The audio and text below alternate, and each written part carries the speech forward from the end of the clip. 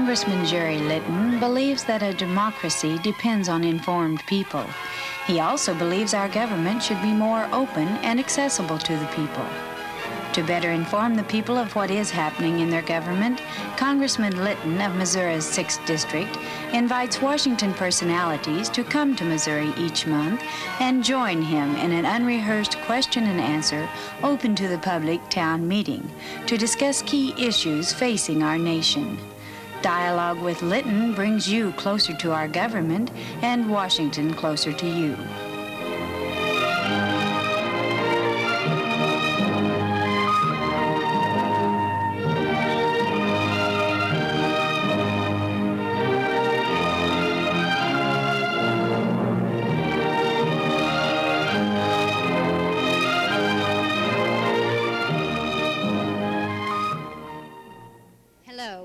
I'm Melinda Mendenhall. We're here at the Plaza Inn International near the Kansas City International Airport.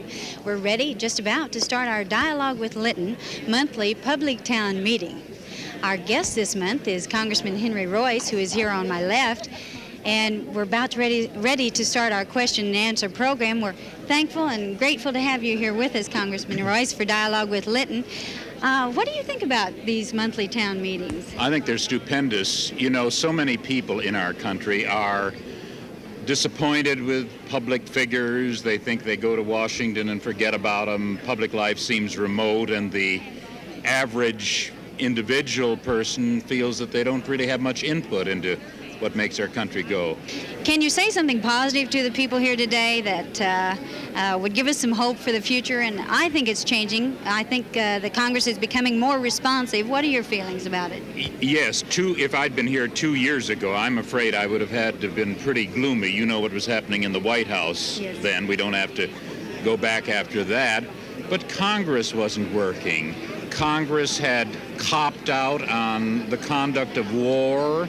Congress had copped out on the budget and the economy.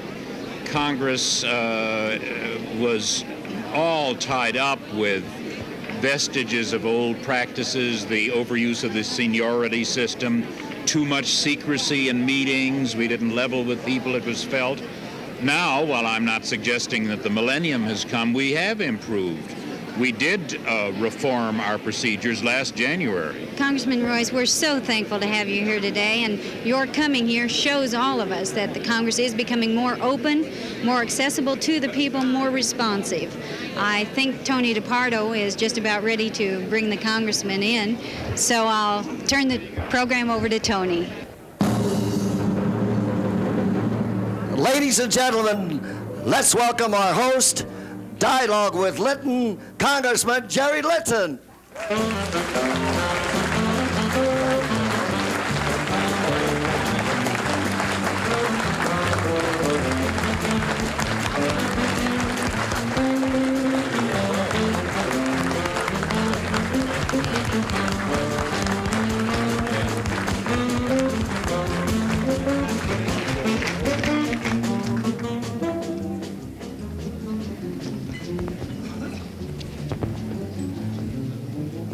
Great to see so many of you here. You know, I never cease to be amazed that every month we meet, a big crowd always shows up just to show those people who say that people aren't interested in the government are wrong. At least in Missouri, they're wrong. You know, one of the favorite stories of Adlai Stevenson, he told many times, was the young girl that was laying in the living room floor with her crayons, and she was drawing a picture. And the mother came over to her, and she asked the little girl, she said, "What are you drawing?" The little girl looked up, and she said, "I'm drawing a picture of God." And her mother said, "Well, honey, nobody knows what God looks like." And the little girl kept drawing, and she said, "Well, they will when I'm finished."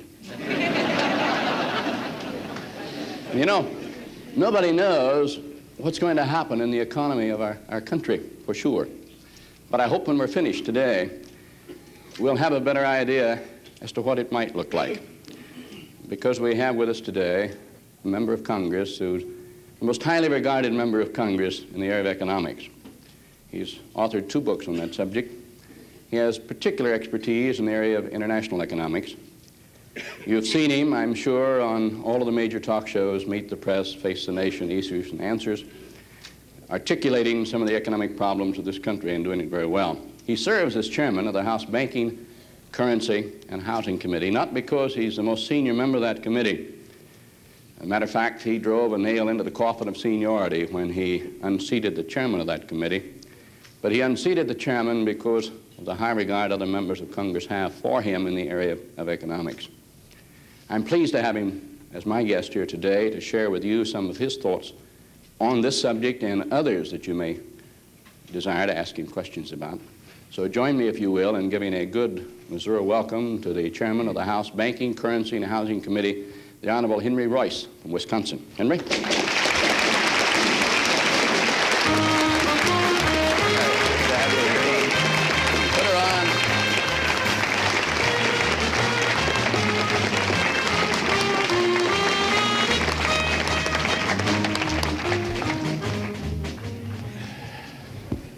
We have microphones here, and we ask the people who are here to come to the microphone, ask any questions on your mind, give your name and your town that you're from, and while they're getting up to the microphones, let me ask a question of you, Henry, as they make their way through the crowd.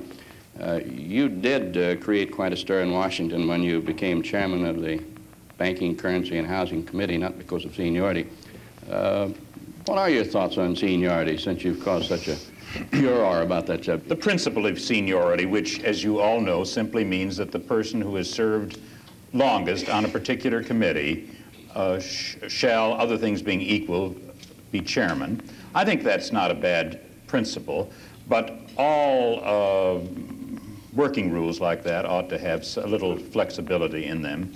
And so it is that there were some changes made last January, and I think, not talking about mine, but some of the others, they were for the better. So I think the Congress is stronger and more effective, Jerry, than when you came there. I don't say that you single-handedly did it all, but you might have had something to do with, you know, we have a War Powers Act now, which we didn't, which says that no longer may a president take our country into a protracted foreign war without consulting the Congress and thus the people. I think that's a good principle. I think that's what the Founding Fathers thought they were doing when they wrote the Constitution, but it was observed in the breach for a number of years. Then we passed a budget control bill, which you were very much for, which simply says that we knitted a little hair shirt for ourselves in Congress. No longer are we going to vote yes on every appropriations bill that comes down the pike and then run up a deficit that is just going to lead to more inflation. We're going to try to be responsible, put them all together. If we want to raise one appropriation for, let us say, schools, then we have to find someplace else to cut an appropriation. You know, Henry, I think one of the big changes that took place when you took over as chairman of the committee and Tom Foley ascended to the chairmanship of agriculture, and the change occurred in armed services. Not just the change in these four chairmanships that transpired, but more important, the difference in attitude we now see among chairman and subcommittee chairmen, who for the first time realize they're not going to be chairman of that committee as long as they breathe and remain in Congress. They'll be chairman of that committee as long as they permit the committee to work its will. And so I think that it's more of a reform than some suggest, because I think congressmen who are now chairmen are doing a better job recognizing that the beginning of each session they could be removed, as was the case this last January. You put it very delicately, Jerry, but I get your point. And it's valid. It's true. There is a sword of Damocles hanging over committee chairman, and as a result, we're about as considerate and polite and outgoing and thoughtful a group of men and women as you could want. Yeah. We have a question here. I would like to ask each of you what some of your ideas are on how to put America back to work, the unemployment, in view of President Ford's vetoes of legislation intended to do that. Of course, we realize that there's a lack of confidence in the market right now. We're not sure that once the people get the dollars, they're going to have the confidence to spend the dollars. But we do have to face up to the fact that we're going to have to put people back to work, and one of the only ways to do that is to put dollars out there, and you can't put dollars out there to the extent that has to be without spending more than we make this year. And that means simply recognizing we are indeed going to be faced with a deficit budget. Now, we're looking at a deficit of, I think you suggested something like 60 or 70 billion. But if we had the unemployment rate we had in '73, we would have a balanced budget. People working then, if they were working now, would be paying in close to that $60 to $70 billion, and we would have a balanced budget. Every time we let the unemployment rate increase about 1%, over the 4.5%, we're depriving our country about $14 billion in revenue. But we do more than that, because people who aren't working not only don't pay taxes, they do just the opposite. They collect unemployment compensation, food stamps, and other federal dollars that they qualify for in welfare programs. Taking up from where Jerry left off, I quite agree with what he said about the tax cut. The tax cut was, I think, a sensible thing for the Congress to do. The question is, will people spend the $22.8 billion, which is now being left in their pockets, which would otherwise have been taken away by the tax collector? And unless they spend it, then the whole exercise is in vain. Particularly, the economists ask, are people going to spend this money left in their pockets on big-ticket items, refrigerators, stoves, vacuum cleaners, and so on? Up in Milwaukee, my district, earlier this weekend, I thought I'd conduct a little one-man opinion poll, so I went to one of my constituents and I said, "Ma'am, you're just now getting that $50 rebate in the mail on your 1974 income tax. Do you plan to spend it on any big-ticket items?" And she said, "You bet I do. I'm going right down to Chicago and buy myself a big ticket in the Illinois lottery." Well, you may laugh, but that helps the cash flow. So. Anyway, on your question, we have the tax cut. That's a good thing. The Congress did request the Federal Reserve to ease up on the money supply, and they've been doing it. Last week, for instance, they increased the money supply about 13%, which is God's plenty.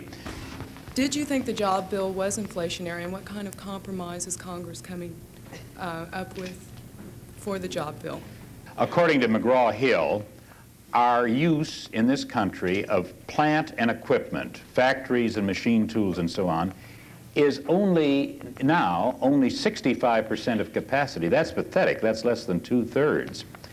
It should be, not at 100% because that's overdoing things, but it should be at around 90%. If we could make our economy go, get it up toward 80, 85, 90%, not only would we be doing a very humane thing in terms of putting people back to work who are now unemployed, but we would also be fighting inflation, and let me explain how. If an industry is operating at only 65% of capacity, then the people who make the prices of the commodities that industry produces tend to say, well, our profits are way down, we're only operating at 2/3 of production, we're going to have to raise prices, or at least instead of lowering prices, which we could do, we're going to have to keep them stable because we're selling fewer units. If we put some stimulation into the economy so that we were operating at closer to capacity, then industry would have a good reason to lower prices, which would be manna from heaven as far as the American people are concerned. So I just reject the administration's idea that you shouldn't do much of anything about unemployment because it's just going to add to inflation. I think they're just plain wrong. I think that by fighting unemployment, if we do it properly and sensibly, we can also fight inflation. This is a somewhat long-winded answer, but I stress the point that doing something about putting the jobless back to work doesn't make for inflation. It fights inflation if it's done properly. And we'll just have to read the fine print in the president's veto message and see what he will sign. Unfortunately, we've now proved that we lack 5 votes of the number needed to override a veto. So at least we've proved that one thing that Mr. Jerry Ford said in the last campaign wasn't quite so. He said that he was going to get a veto-proof Congress. Well, that hasn't panned out, but it's a very steep price to pay for the American people. I think it's interesting to note on this meeting right here, we had the question asked about veto-proof Congress. And I indicated then that I didn't think we would have it because the Democratic Party is a very broad party that encompasses many philosophies and political beliefs, and it'd be very difficult to get enough Democrats who would all vote the same way. And I think the interesting thing is that the 93rd Congress, which was far less democratic than the 94th, was able to override several vetoes, and some of President Ford's vetoes. The War Powers Act was one, which we overrode. Mm-hmm. And the 94th Congress, that is heavily Democratic, has been unable to override any vetoes. So I think that probably would suggest that the Democratic Party is indeed a very broad party, encompassing many ideas, and we don't really have a veto-proof Congress. That's part of it, Jerry. I would also suggest that in the waning days of the former president, the Republicans were running from him as from the plague, and they were quite ready to join Democrats in more ways than one. In overriding vetoes. Now, Mr. Ford is a pleasant, nice man, and there isn't that impulse to deny they ever knew him. Why hasn't the domestic production increased? We've had story after story in the media about windfall profits to this oil company and that oil company. Why hasn't this produced increased or at least stabilized instead of declining domestic oil production? I think the first thing we have to recognize is we're not going to be able to bring new oil on in a very short period of time. Even the Alaskan pipeline is a great excitement around how much oil we're going to get there. 2 million barrels a day, I think, at full capacity. But by the time we open the Alaskan pipeline, we'll be using 4 to 5 million barrels more than we're now using. So we won't really have gained that much by then. Everything we look at is long range. Nuclear, shale, everything is long range. And the problem is short range. So I think this is one of the reasons why the Congress and the administration has been moving in areas of conservation, getting us to use less, rather than trying to find alternative sources, because you can't find alternative sources in the next 2 to 3 years. I think the best argument for us pumping a lot of money into research to find alternative sources is not so much in getting new oil or new energy in the next year or two as it is in showing the Arabs that if they don't take a more reasonable approach at their pricing of oil, that we indeed are serious about finding new sources of energy. And they may end up with oil they'll have to drink like root beer. And I think if we really show them we're looking for new sources of energy, they may take a look and be a little bit more reasonable. I'm doing my bit, Jerry. I don't know if I've told you about it. At my home in Wisconsin, I'm now building, with the help of a team of young scientists, a very advanced wind generator, not the old-fashioned windmill, which went out of style 20 years ago, but a 72-foot tower with a 3-bladed rotor on top of it, which revolves in a very light wind, 2 or 3 miles an hour, and then feathers out so that it doesn't blow the tower over at about 25 miles an hour. And this generates electricity, about enough to run one's household on. Goes into a black box. The direct current, which you can't use because it surges, becomes alternating current. Then it goes into another black box so that when the wind isn't blowing and I don't get enough power, you can't store it, of course, you got to use it currently, my regular utility comes in and supplies me with whatever is needed. And then, here's the thing I really like about it. When I'm not home or the wind is blowing strong and there's more than I need, it then goes into the regular utility grid and, of course, saves them, if hundreds of other people do this, from putting up very expensive new central plants which blacken the sky with smoke. The air is clean, so it's a very good environmental way of doing it. And then my ship will really come in one day when the meter reader for the electric utility comes around at the end of the month, and he says, well, Mr. Royce, the needle has gone backwards. We owe you $38.26. That'll be the day. I'll get you up there to dedicate it, Jerry. I was just thinking that if you could face that windmill toward Washington, you would have a lot more. Well, the trouble is some of that air is polluted. Use it for heat. Let's turn around here. My name is Jim Crenshaw, and I'm from Lathrop, Missouri. We run a real estate company there. It's a rather small company. But the question, I think, is fairly universal. When older couples come to us to sell a farm that they've had either handed down by generation or have had for a number of years, the greatest question is taxes.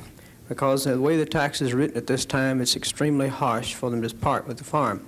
The other question is younger couples that come to us ask if there is a source of long-term interest, rates, and so forth for repayment.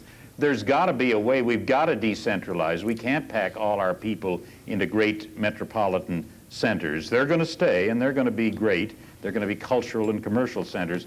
But the more we can decentralize back to our underpopulated and verdant countryside, the better.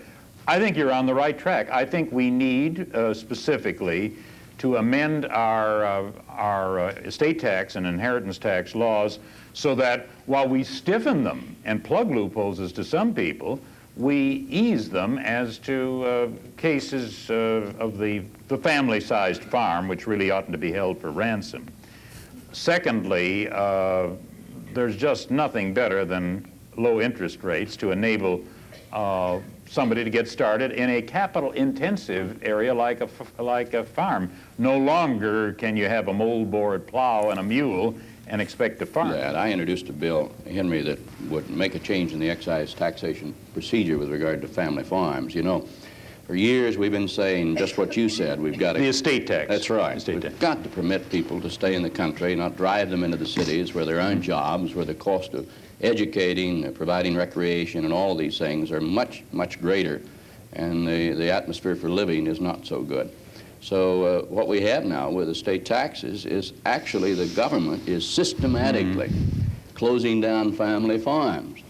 The farmer and his wife may die, and when that farm is passed on to the sons and daughters, the estate taxes are so high that they have to sell off so much of the farm that they're left with such a small unit that it's not economical to farm, so they're forced to sell the farm. And we do this systematically, eliminating thousands of family farms every year.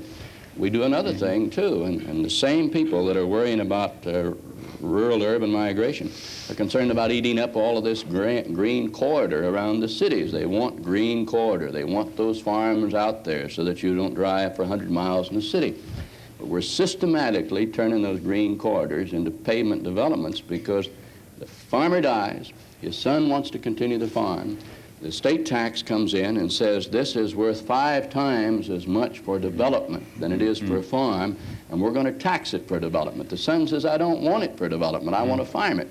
And the state, the assessment is, well, it would be worth more if it were development.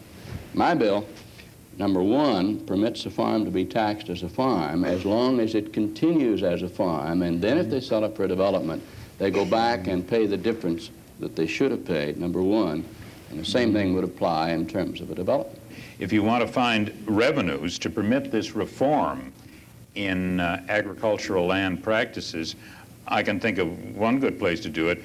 There are a lot of people who aren't farmers at all who have so-called hobby farms and charge the taxpayers with much of the cost of that hobby farm. Make them pay their fair share of taxation. You could well afford to greatly increase the exemption under the estate tax from, say, $60,000 to $200,000 or whatever is needed, so that you'd get this kind of an ability to pass on land. The last year, many farmers here in North Missouri, they didn't intend it to be a hobby. It just worked out that way. Yeah, it's it.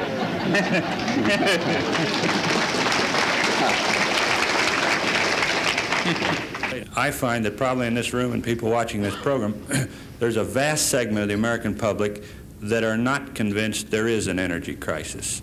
I'd like to ask you a 2-part question. First of all, is there an immediate and long-range severe energy crisis? And if so, what's your personal assessment of how severe is it? I don't believe there is an immediate energy crisis. Along the shore now rest at anchor hundreds of tankers full of oil. We've got oil running out of our ears at the moment. But in the long term, by which I mean the years ahead, I believe we do have an energy crisis which can only be resolved by our quite thoroughly changing our American way of life and our outlook on things. Not in a destructive way, but in a phased way that will leave us all in the end really better off than we were. I think the thing that we have to recognize, the big difference of opinion, and as I look at it, is the administration looks upon the energy crisis as more urgent, more immediate, more to the degree we have to find a solution today, whereas I think the House and Senate considers it a crisis, all right, but not one that has to be solved by noon next Saturday. We've been growing more dependent upon the Arabs for oil for the last 10 or 20 years. And it doesn't mean that we have to find a solution tomorrow or the next day, because some of the solutions play havoc with our economy and create inflationary pressures of 2 to 3%. What we've got to do is to back off to some extent, to find a solution, but not to try to find a solution in the next 48 hours. Would you agree on that? I completely agree, Jerry, particularly a solution in the next 48 hours which will to put another nail in the coffin of unemployment and inflation. And that's what these drastic solutions portend. I think one thing is the fear that the Arabs will boycott and we won't have Arab oil overnight, but we're not going to drop that 38% to 5%, no matter what program we come forward, within reason. And the second concern is that 5 years ago we bought $3 or $4 billion worth of oil, and by 1980 we're expected to be buying $30 billion worth of oil, or somewhere in that neighborhood. Since about last December, January, our security markets in this country have made quite a dramatic increase in price and values. Would you care to comment on, do you believe that the business conditions are going to support our present level or probably raise them higher? Yes, I am an optimist, and I am bullish on America. I note that the Dow Jones stock market average today is lower by 150 points than it was 10 years ago.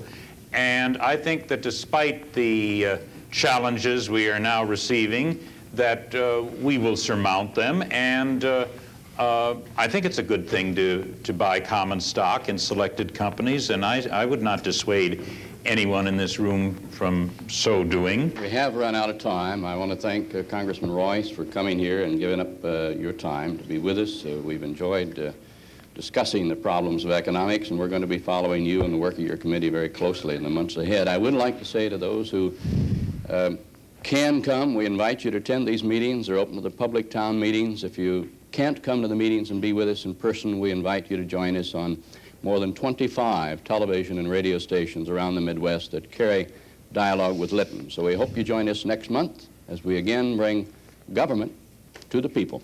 Thank you. Each month, Missouri Congressman Jerry Litton invites a well-known public figure to come to Missouri and join him in an unrehearsed 2-hour question and answer open to the public town meeting. This has been a 30-minute edited portion of this month's meeting. Dialogue with Litton is presented on this station monthly in order to keep you better informed as to what is going on in our government.